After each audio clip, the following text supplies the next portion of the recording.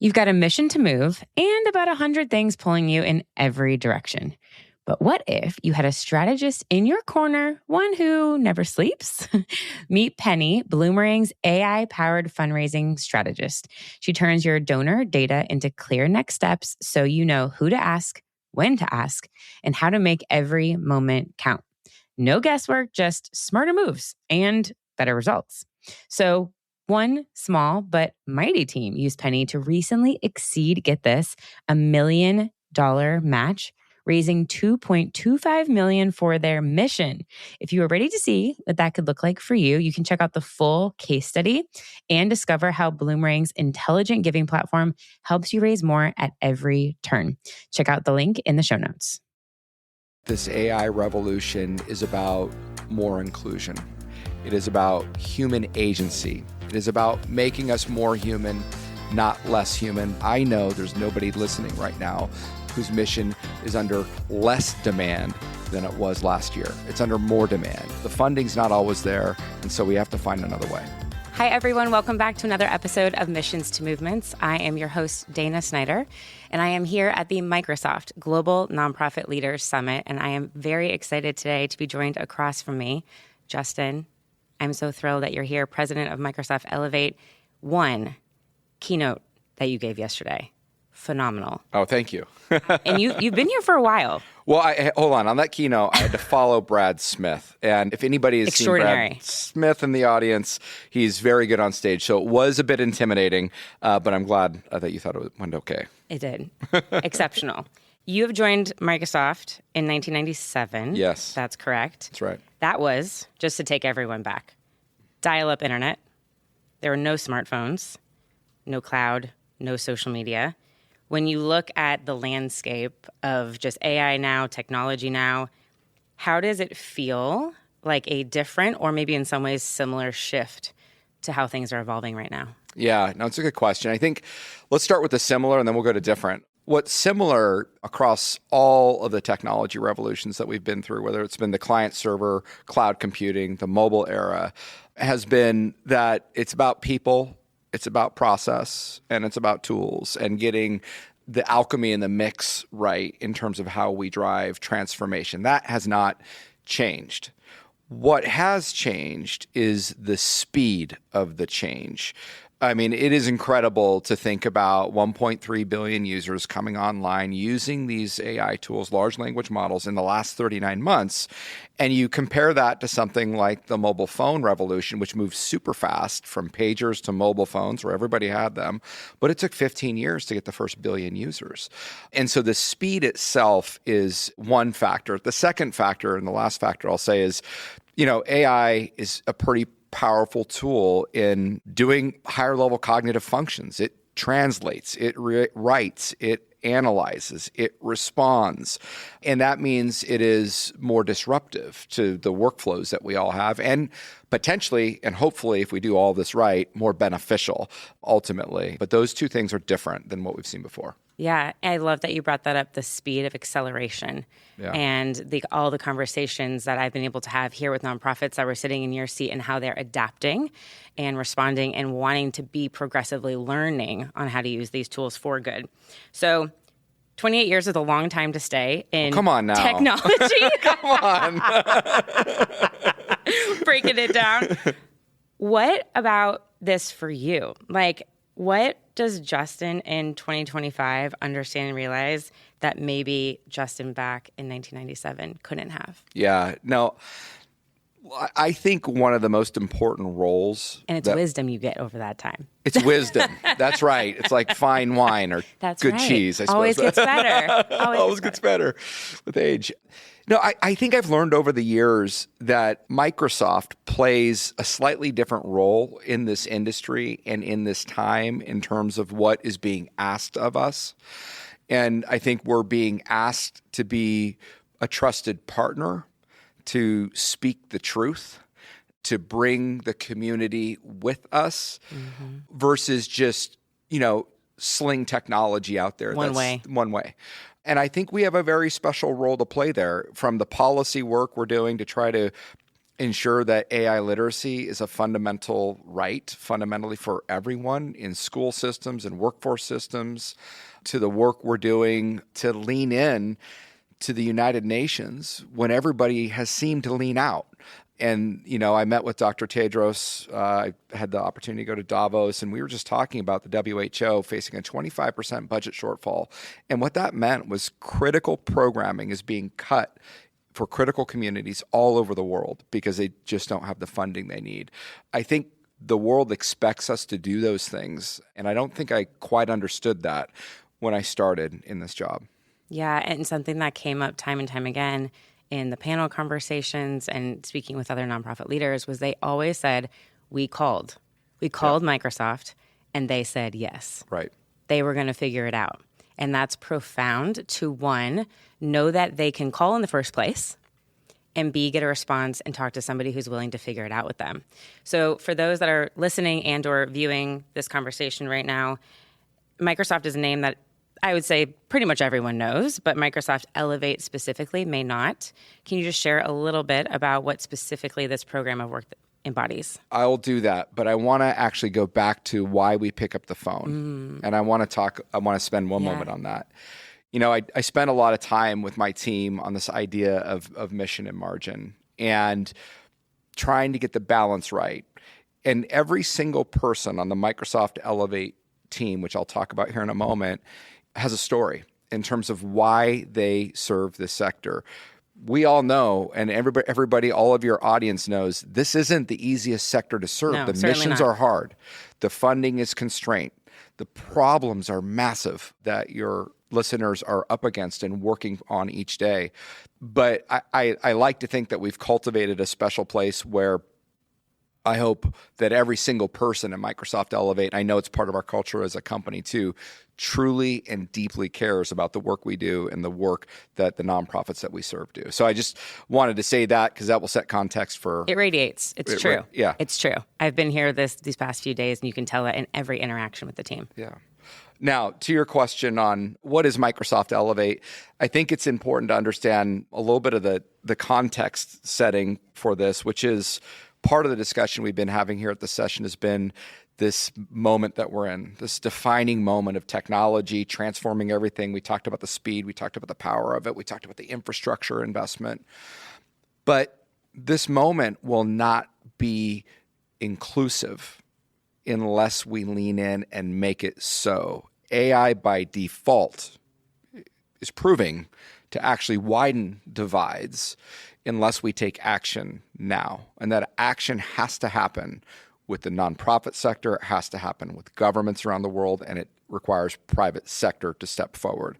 And Elevate was built to tackle that problem or be a part of tackling that problem. And we do that by ensuring that we're focused on really the fundamental agents of building capacity, human capacity, to be ready for the AI economy. That starts with schools. That starts with teachers, in fact, in schools, and helping them get equipped with the right tools to ensure that every student that graduates not only knows how to use these systems, but that we've cultivated what we call the metacognitive capabilities, thinking about thinking. Yes. Those capabilities to critically judge, to critically learn, to learn beside these tools so that they're enhancing their learning outcomes and enhancing their impact. But we know that not everybody's in school. In fact, a lot of people are in the workforce. And so that's where we have our focus with labor unions, with governments. Going and thinking about the North American Building Trades Union as an example, thinking about pipe fitters, electricians, plumbers, and the fact that we can't leave them behind. And they're all small businesses. How can they achieve more with this technology? And then, of course, working with the nonprofit sector who are really supporting some of the most vulnerable communities in this transition and ensuring that we're equipping nonprofits with not only the technology, but with the programming so that they can support the constituents that they support every day better. But that systematic approach, left to right approach that brings together policy and technology and strategy and partnerships and grants and capability, I think is unique in the industry. And I hope it actually, and I plan it to make a dent in this problem, this challenge that we're facing. It's fabulous. Yeah.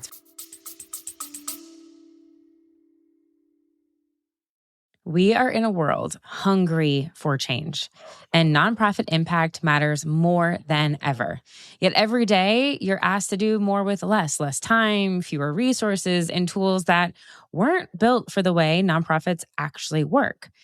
But what could you do with more? That's the promise of Bloomerang. They are a trusted giving platform built for purpose. Bloomerang integrates fundraising, donor, and volunteer management into one really intuitive platform. It really connects your data to reveal real opportunities, showing you who's ready to give, when to reach out, and how to deepen every single relationship. So instead of juggling a bunch of systems, you're building momentum. And instead of guessing, you're truly guided by insights. And we're not settling for good enough anymore. We're raising more, retaining more, and inspiring more generosity year after year. When tools are built for a purpose, your mission truly goes further. More connections, more confidence, more impact. And that's how we like it. So you can learn more about how you can do more with more at bloomerang.com. That's BLOOMERANG.com. Fabulous. I was doing some LinkedIn searching on your page recently. Okay. Uh-oh. It's all good. It's all good. Okay. And you were recently talking about education. You were in Berlin. I was. In a classroom, and you were watching teachers, not tech teachers, not necessarily like early adopters maybe, but they were learning how to use agentic AI for their students. Yeah. What did you see in that room that you don't see maybe in conference presentations about AI and education, like when you're on the ground? I think there's two things that really struck me. And there were students there too, working alongside the teachers. Teachers need some help right now. AI is changing everything in the classroom. I was talking to one teacher in Berlin, and he was talking about how students are coming into the classroom thinking they have information and expecting their teacher to actually not be the single source of truth anymore, but to be the coach on how to discern information that is truthful in the first place. Yeah. That's a good example of metacognition, right?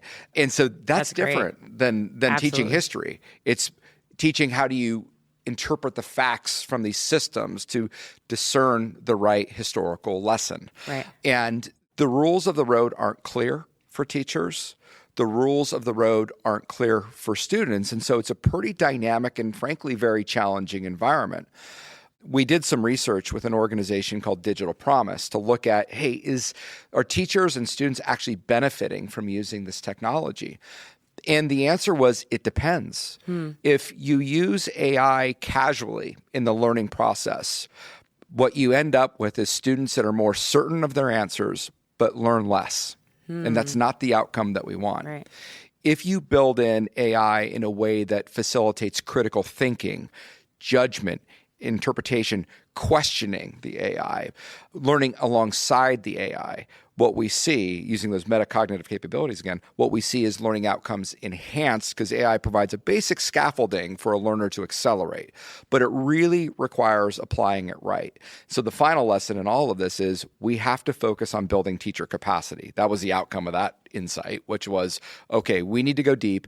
And it's not about training them on one tool or another. It's about training them on a standard that we've happened to build with the European Commission and OECD on how to think about learning and how to think about these tools in the context of the learning process. It's fascinating because my mom was a teacher. Okay, awesome. And retired a few years ago. And when the pandemic hit, I mean, even her learning Zoom for the first time, I happened to be in Florida. She lives in Sarasota, Florida, and needed to help her learn how to set it up, talk to the student. She was so excited to see their faces. Yes. And adapting and learning this new technology. And that was just a few years ago. And now look at where we are. That's right. And that was a game changer its time. And, That's right. And now we have a new game changer. That's right. Yeah. So it's always just having the ability to have the resources. That's right. Like within Microsoft Elevate and all the skills learning at your fingertips to tap into that to learn. That's right. And just speaking of your mom and just thinking about the teaching profession or the nonprofit profession out there, like the current paradigm of these tools is going to change. So this lifelong learning skill. Learn Zoom, learn Teams, learn how to use these AI tools. Now agents are coming. What's next? It's about accelerating that learning process. That's what Melinda French Gates talked about this morning, was like, I'm a constant learner. Yes. Is what she said. And I have to stay curious and hungry for that in the journey. Yes. One book that we use a lot at Microsoft, but I think it's a fantastic read as a nonprofit leader, as a parent. It'll make you question your parenting, probably. It did for me. But it's Carol Dweck's work on growth mindset. It's just a seminal piece of work on how we have a predisposition to kind of be a know-it-all and put up some barriers, and what we can really gain from being a learn-it-all. And how do you coach your kids? How do you coach your employees? How do you coach yourself to be a learn-it-all? Wait, I have never heard that term, a learn-it-all. A learn-it-all. I love that. Yeah. Read the book. It's amazing. Okay. I really recommend it. Fabulous. Yeah. On the scale of, there's all different sizes of organizations that are listening or watching to this right now. And a lot of fundraisers and marketers in the audience might be 1 to 2, 5, 10-person teams doing the work of many, many, many. And now that can be even hopefully easier to scale with AI. If you had to point them to really one place where AI gives this team a truly like outsized return, something that you talked about in the discussion was that 90% of nonprofits are using AI, but I think it was 6 or 7% are seeing like big returns. Big returns. Yeah. Not eventually, but like in the next 90 days, in the next month, like what would be your advice? What would you point them to? Well, and you're the expert on a lot of this versus me, but a lot of the organizations I've worked with, there's just so much administrative overhead, even in fundraising, right? Just think about one process like donor response. You get a donation and now you want to say thank you, but you want to say thank you in a personalized way. And the way we've always done that is if you're good, you write a personalized letter and you know something about that donor and you're connecting the dot between what they care about in your mission and what they've donated. That's a process now where we can use AI in really powerful ways, connecting into the CRM system or into the Excel file if you're a small organization that has that donor information, and creating a custom note that you may put some touch up on, but it's generated, and that can save tons of hours.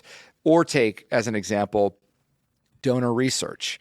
Like it took going from source to source. You go to the LinkedIn profile and then you do all these different things to figure out what makes this donor tick and how do I engage her in a way where I think I can get a gift at the right size given the mission, the relationship we have. AI brings that together in new ways. On the more advanced side of things, but this also can be done in Excel, by the way. You don't need big systems for this. Donor analytics, looking at the frequency and the donor behavior, the average gift size, the timing of that gift, to then trigger an engagement with that donor is another critical capability. Predictive modeling using ML to do that, which we've been doing for a long time, but it's right now built into Excel, easy to do. And you don't write it in Visual Basic. You just write a prompt in English language and you can get the outputs. Yeah, start. Yeah, just start. Just try it. And, that is, one recommendation of, well, how do I get started? You get started by starting, which is pick one process, pick one thing that's creating a pain in your life. One thing do you not like doing on your calendar? What do you not like doing? and just lean in a little bit to try to use these tools. And, start with also learning about the capability of the tools, but also the shortfalls so that you can judge these things in the right way. Yes. So this event has been fabulous as a first-time attender. And for all of those that, again, are listening or viewing that could not be here this week, what is one message that you just want them to hear loud and clear? My ambition, certainly personally as a leader, is that this AI revolution is about more inclusion. It is about human agency. It is about making us more human, not less human, despite what you hear on the news every single day. But it will require a choice for your audience, to lean in, to understand this technology, to skill themselves on this technology, and find ways to apply it in their mission. But I think the nonprofit sector plays actually a really special role in this idea of an inclusive AI economy. They're closest to the communities. Their voices need to be heard so that these systems are less biased, because they are biased today in many ways. They're more inclusive. They are the trusted partner in every community, and they actually can be the delivery layer for AI skilling at scale for so many at-risk communities. And in fact, the communities they're focused on are often the most at risk, the least resilient right now in the economy, and we can lift them up. And then finally, by using this technology in the right way, hopefully we can get a multiplier effect on their mission impact, because I know there's nobody listening right now whose mission is under less demand than it was last year. It's under more demand. And I know the funding's not always there, and so we have to find another way. Yeah, absolutely. I love that. And don't forget, listener, we are part of the third largest sector. That's right. Do not undermine your own possibilities. I think sometimes we forget that we have massive power, and that's why this podcast exists, is to let you hear from leaders like Justin, to know we're rooting for you. We're here to support you. That's right. I want to wrap with a question that I'm stealing from the keynote this morning because I thought it was good, with Melinda French Gates. Justin, what question do you never get asked that you wish you got asked? It's funny because I'll probably say something similar to what Melinda said, because I never get asked it, which is I always get asked about my job and my work and the thoughts, but I never get asked why I do it. Why do you do this work? There's a lot of places you could work in the world and in Microsoft. Why do you focus here? Why do you focus here? Well, thank you for asking me. First person that's ever asked me. Why do you do your work, Justin? My dad set up a nonprofit called Senior Services for Snohomish County. It was Meals on Wheels, minor home repair, housing, social services for elderly people. And my mother was a child abuse investigator, sexual assault, fact, in the Rainier Valley, the roughest part of the Seattle area that we live.